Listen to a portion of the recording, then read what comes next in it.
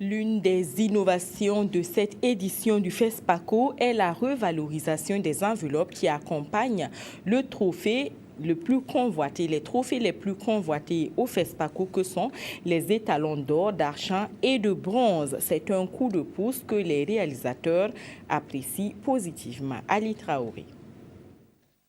La revalorisation des différents prix des étalons de Nyenega est effective cette année.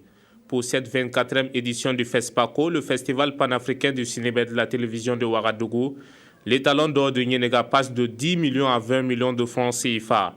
Celui d'argent monte à 10 millions et l'étalon de bronze se fait valoir maintenant à 4 millions de nos francs.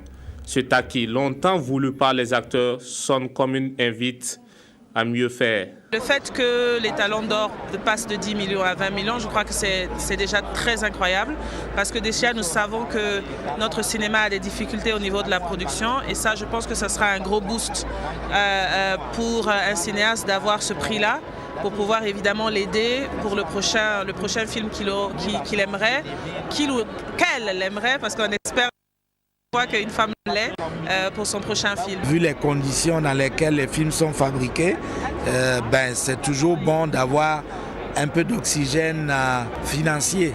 Voilà.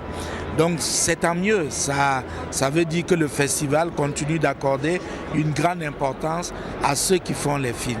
Cette revalorisation des différents prix des étalons de Nyenega et le basculement vers le numérique cette année marque une étape décisive dans l'histoire du FESPACO.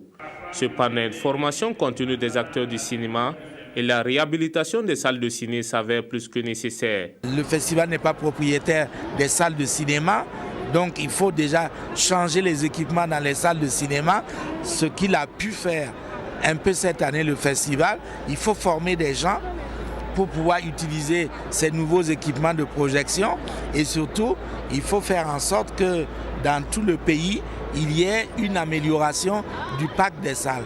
Donc vous voyez, quand vous touchez un aspect, il y a des conséquences et il faut pouvoir tenir avec détermination, avec lucidité et beaucoup de rigueur pour pouvoir faire avancer les choses.